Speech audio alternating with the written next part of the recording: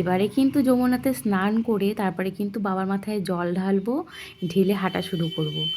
তো যমুনাটা দেখতেই পাচ্ছ কত লোক, ওই ঘাটে কত লোক, এই ঘাটে কত লোক, আর কিন্তু প্রচুর গভীর, একেবারে দেখে মনে হচ্ছে জল নেই, কিন্তু আমি নামা মাত্রই আমার গলা পর্যন্ত জল ছিল।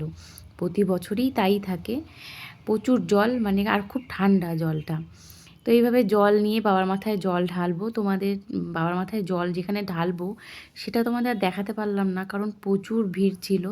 নানুকে নিয়ে নানুর বাবা এক সাইডে বসেছিল, আমি ভেতরে গিয়ে জল ঢেলে এসেছি। প্রায় 1 ঘন্টা লাইনে দাঁড়িয়ে জল ঢেলে তারপরে হাঁটতে শুরু করেছিলাম।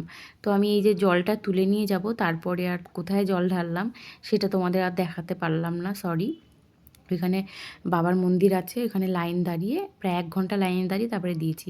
তো আমি যেহেতু সাঁতার জানি না তাই একটু ভয় ভয় করছিল, গিয়ে আবার চুবনি না খাই।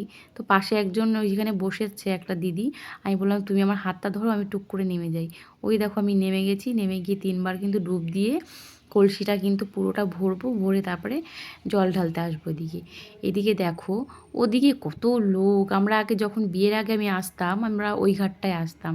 তো ওই ঘাটে প্রচুর লোক থাকাতে ওই মানে ঘাটে আর থাকার জায়গা নেই, এখানে যাও আছে। তো যাই হোক, ওই করে কিন্তু আমি মানে 3টে ডুব দিয়ে ফেলেছি অলরেডি। এবারে আমি উঠবো, ওঠাটাও একটা চাপ, কেউ না ধরলে ওঠাই যাবে না, এতটা গভীর মানে। তো দেখো কত ছেলেপেলেরা কোথায় কোথায় গেছে, ওরা কিন্তু পরিষ্কার জল আনছে। আর যেহেতু আমি বেশি গভীরে যেতে পারিনি, কাছাকাছি থেকেই একটু জলগুলো ঘোলা, মানে ঘোলাই উঠে এসেছিলো কলসির মধ্যে। তো যাই হোক, আমার কিন্তু নেওয়া হয়ে গেছে, আমি এবার উঠে আসবো। দেখো কোনো রকমভাবে উঠলাম। আমি স্নান করার পরে কিন্তু নানু স্নান করবে, নানুর বাবা স্নান করবে। তো সেইগুলো আমি তুলতে পারিনি, কারণ এতটাই ভিড় ছিল। আমি বাবার মাথায় জল ঢেলে এক জায়গায় বসেছিলাম ব্যাগপত্র নিয়ে, আবার স্নান করার পরে তারপরে কিন্তু আমরা বেরিয়ে যাব। তো আমার জল নেওয়া হয়ে গেছে, আমি এখন যাব। আর তোমাদের ভিডিওটা কেমন লাগে অবশ্যই কিন্তু জানিও।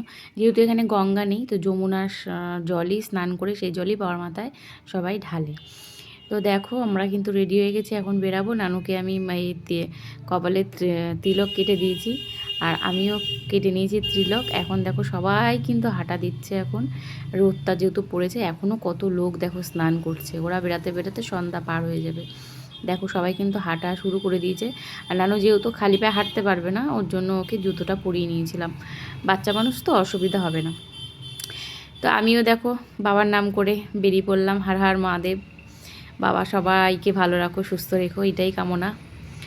আর কি বলবো, তোমাদের ভিডিওটা কেমন লাগে অবশ্যই কিন্তু জানিও। আর যেতে যেতেই রাস্তাঘাটে প্রচুর জল দেবে পায়ে, তারপরে খেতে দেবে, মানে ছোলা, এই যেমন এখানে দিচ্ছে দেখো বাতাসা জল দিয়ে। তো আমরা খাইনি। আর দেখো কত লোক হাঁটা শুরু করে দিয়েছে, সবার সাথে সবার মুখে একই কথা, ভোলে বাবা পার করেগা। তো আমাদের নানু কিন্তু অনেকটা হেঁটেছিল, পুরো ভিডিওটা তোমরা পরে আবার দেবো, তখন দেখো পুরোটা। এই দেখো যারা আগে এসছে তারা আগে দিয়েছিল তরমুজ, মানে অনেক কিছুই দেয়, রাস্তা যেতে যেতে অনেক কিছুই দেয়। তো আজকের মতো ভিডিওটা এটুকুই রাখলাম, আবার পরের ভিডিও